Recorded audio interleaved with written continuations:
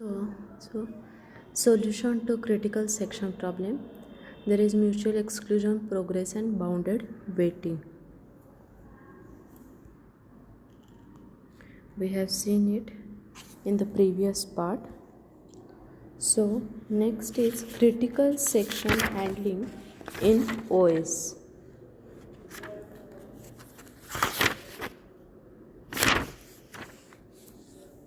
So, there are two approaches depending on if kernel is primitive or not primitive.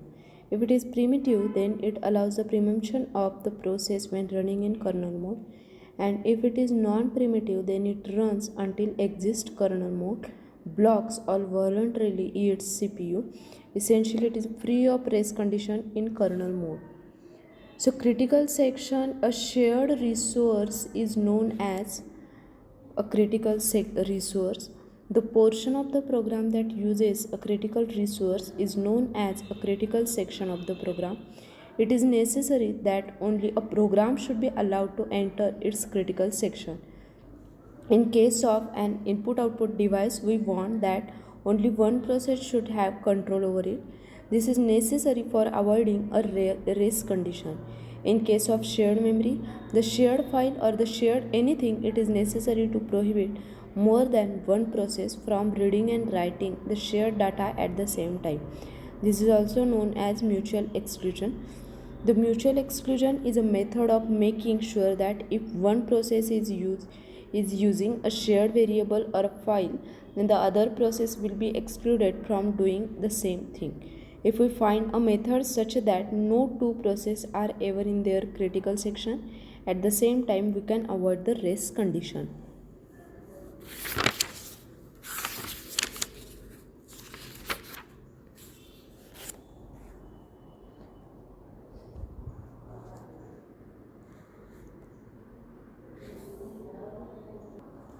Next is synchronization hardware.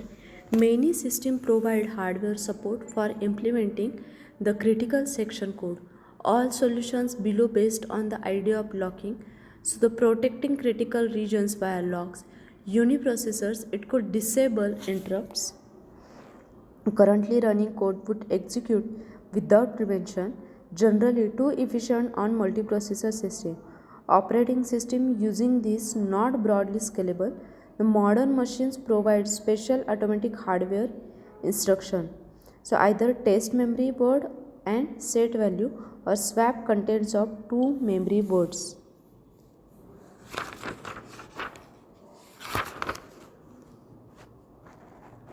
So the solution to the critical section problem using lock is shown here, that is acquire lock critical section, again release lock and reminder section.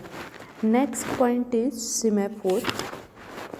So it is a synchronization tool which provide more sophisticated ways for process to synchronize their activities. So semaphore S is an integer variable. It can only be accessed via two indivisible, that is atomic operation, wait and signal, originally called P0 or not 0, P bracket and V bracket. Definition of wait operation is wait in bracket S while S is less than equal to 0, busy wait. So definition of signal operation is signal in bracket S plus plus. So the semaphore as a synchronization tool was proposed by Dijkstra. In almost every operating system, semaphore are used for the synchronization. Semaphore is a variable which accepts non-negative integer value, and except initialization, it may be accessed and manipulated through two primitive operations, wait and signal. A semaphore may be initialized to a non-negative value. The wait operation decrements the semaphore value. If the value becomes negative, then the process executing the wait is blocked and it is put in a queue of waiting process. The signal operation increments the semaphore value. If the value is less than equal to 0, then the process blocked by a wait operation is removed from the waiting queue and sent to the ready queue. So both wait and signal are assumed to be atomic. Each function is treated as an indivisible step. Checking the value, changing it, and possibly setting blocked is all done as a single indivisible atomic action.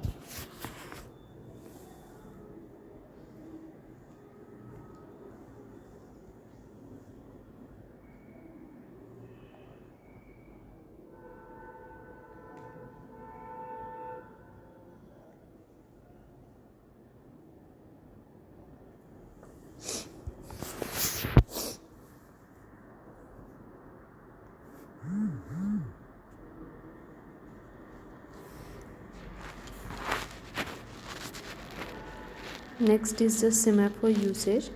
A counting semaphore and binary semaphore. Counting semaphore, integer value can range over an unrestricted domain. Binary semaphore, an integer value can range only between 0 and 1. It is same as a mutex lock. It can solve various synchronization problems. Consider P1 and P2 that require S1 to happen before S2. So create a semaphore sync initialized to 0. So P1 as signal synchronize, P2 wait synchronize S. It can implement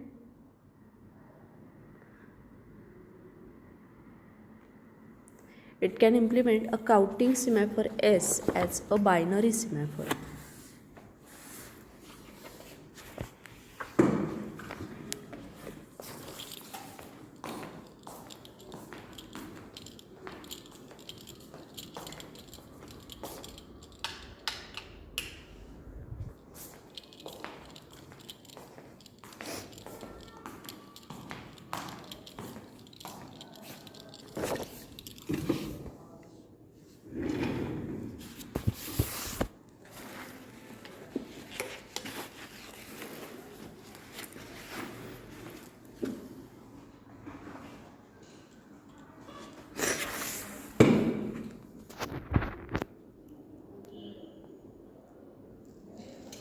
Next is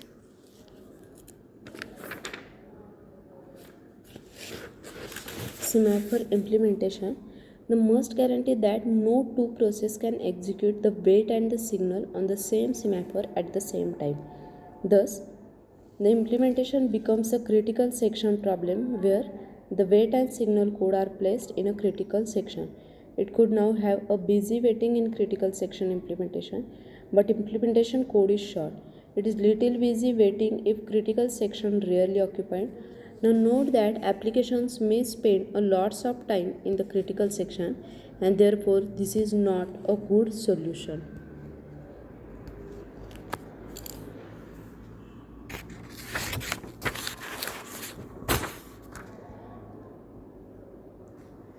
Next is semaphore implementation with no busy waiting.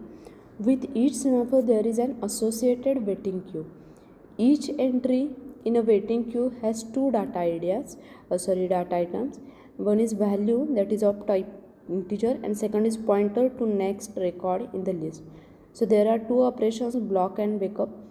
Place the process invoking the operation on the appropriate waiting queue, and remove one of the process in the waiting queue and place it in a ready queue. So mutual exclusion using semaphore is straightforward. Each process executes wait before entering its critical section. S is semaphore. If the value of S becomes negative, then the process is suspended. If the value of S remains non-negative, then it enters its critical section. Each process executes a signal S after exciting its critical section. If there is a block process, it is put in the ready queue. If there is no block process, then S is incremented by 1.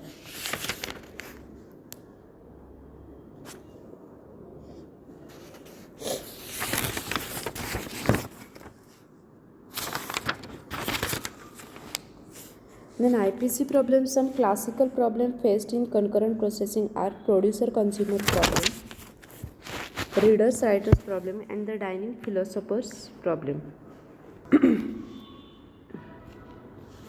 Next is the deadlock and starvation. So, deadlock first. There are two or more processes are waiting indefinitely for an event that can be caused by only one of the waiting process. Consider S and Q be the two semaphores initialized to 1. So starvation means indefinite blocking, that is a process may never be removed from the semaphore queue in which it is suspended.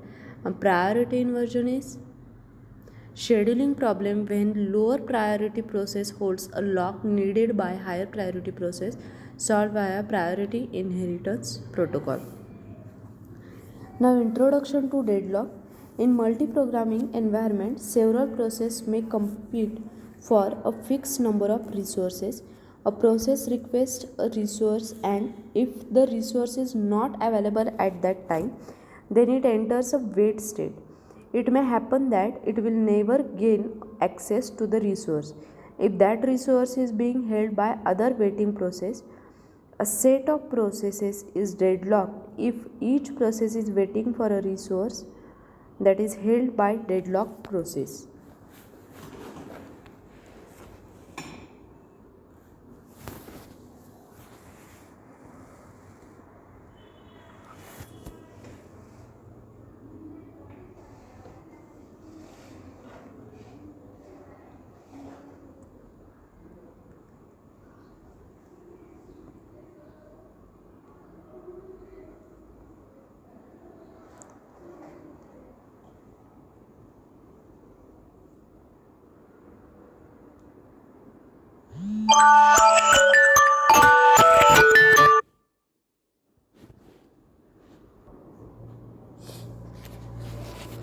So, there are basically four conditions for the deadlock.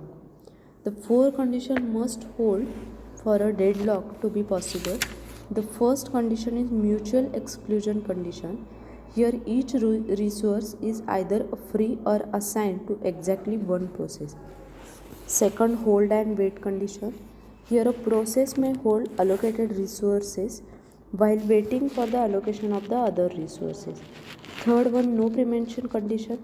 Here, resources previously granted cannot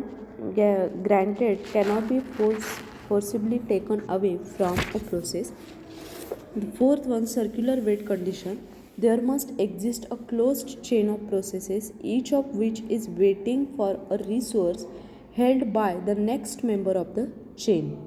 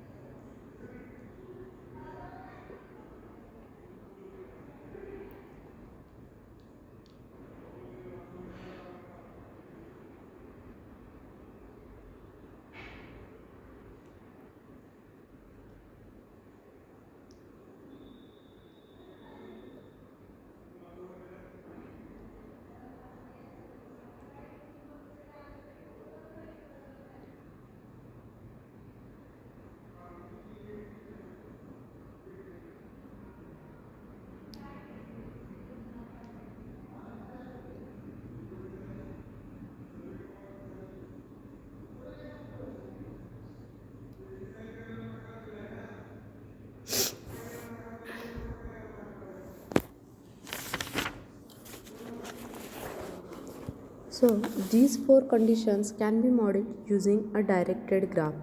The graph have two kinds of nodes, the processes shown by the circle and the resources shown as a squares. An arc from a resource node, that is square, to a process node circle means that the resource is currently being held by the process. An arc from the process node circle to a resource node square, it means that the process is making a request for the resource. So the process P1 is holding the resource R1 and making a request for the resource R2. So in general, there are four strategies that are used for dealing with deadlock. Just ignore the problem altogether. Second, detection and recovery. Third one, dynamic and avoidance by a careful resource allocation. And fourth one, prevention by negating one of the four necessary conditions.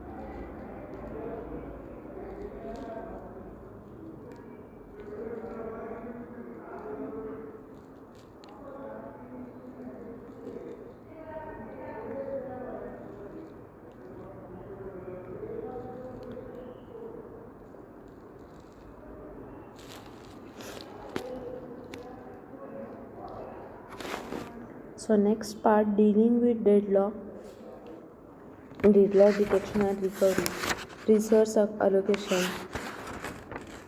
recovery through killing process. All these points we will see in the next lecture.